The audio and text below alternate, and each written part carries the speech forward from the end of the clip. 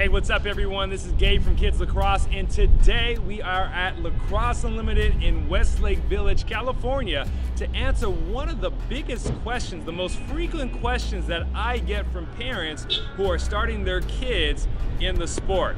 Let's get it started.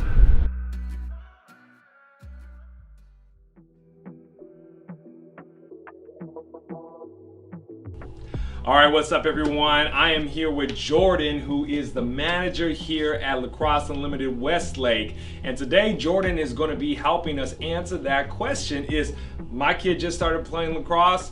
What stick do I buy him? So he's going to deal with the boys side today, and then I'm going to talk a little bit about the girls side. So let's get into it. Jordan, what can you show us?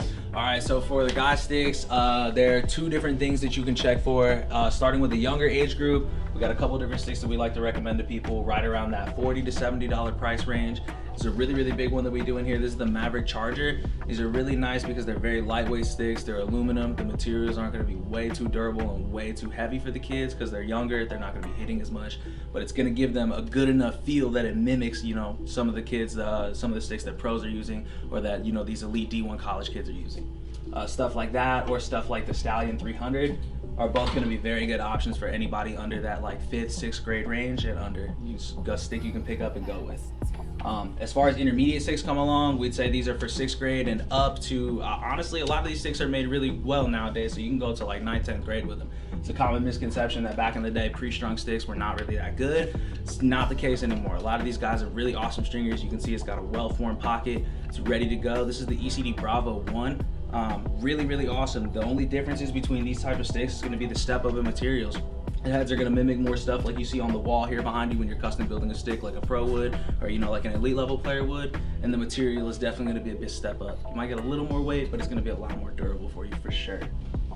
Now Jordan, we got a question, because I get this question from parents all the time. Yes. They watch lacrosse and they're like, yes. Wait, what are these big old poles that we see on the game? Does my kid need that? What does my kid really need? So kids always are really going to start playing midfield if you're playing lacrosse. Defense is something you're going to get taught. A lot of those long sticks, like we were saying, right over here, for example, these are 60-inch sticks, is literally double the length. These are for defenders, the long stick defender position. You don't start that until 13. It'll be U13 or U12, I guess, depending on which area you play in. But yeah, it'll be U12 or U13 before you get these, but it's always a very strong suggestion. Get a short stick first. Learn how to use the stick, because this is going to be a lot more to handle, so you want to have the fundamentals down for sure. Absolutely. You know what they say, it's not the wand, it's the wizard, okay? It is. Wizard, not the wand. Always remember. All right, so we're going to transition now to the girls side, and we're going to talk about a couple of options that you guys have there. Okay, so everybody knows that I'm a girls coach, and you know, I think that having a good stick is so important, especially for the girls side of the game.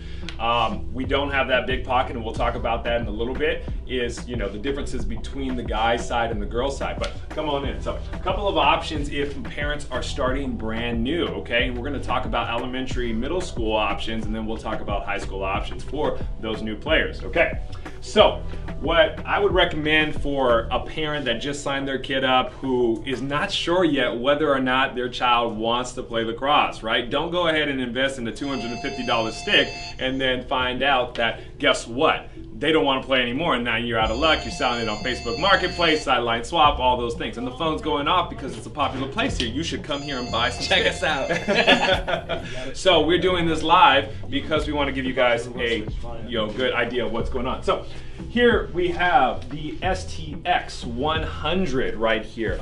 Right now, a lot of these sticks are coming pre-strung, right? Pre-strung with mesh right here, which is a good option for those really new players. Those 3rd to 5th graders, those 6th to 8th graders, you can still do something right here with this. This is coming through at about $50 a piece, and that's a great price point for any new player to the game. With Kids Lacrosse, you know that we don't use any equipment, we primarily use sticks, and so having this type of stick to get you started is a great way and a great place to get you started. So this is a great option for elementary school and middle school. Now let's say we start progressing and maybe you start in high school. Okay, here is your next round. This is a very popular stick that a lot of kids start with. It's the Crux 400. This one's coming through at $114 a piece. And what you want to do with this is, well, actually what you can do with this is just continue to progress. It's the materials, like Jordan said, it's the scoop, it's the face shape. It's going to allow you to, handle the ball a lot better, okay? It requires a little bit more skill as well. So those are two options right there that you'll have for new players, girls to the game, for that. We won't talk about your more elite sticks in this video. We'll save that for another one because that's a whole nother conversation. But what we will talk about right now, Jordan and myself, is for the parents, what's the difference between a guy stick and a girl stick? Because guess what? I always have parents coming up to me, Jordan. They're like, well, can't my child buy this and can't my child buy that? Yes, I get that question all the time in the store too. Super common question. One of the biggest differences, that you'll see between girl sticks and then guy sticks. I'll grab one over here. Immediately, you'll notice the depth in the pocket. The pocket depths are actually, it's funny, the rules are opposite. So with a guy stick, come on in on this shot right here. Yeah, you can come on in a little bit. So with a guy stick, you would not want the ball to show underneath the bottom rail of the plastic. If it goes anywhere underneath the bottom rail of the plastic, it is considered an illegal depth. By the same token, the girl sticks is almost the opposite. So you have to put the ball down. It has to be above the top rail. If it sinks below that top rail, it's going to be it'll be too deep.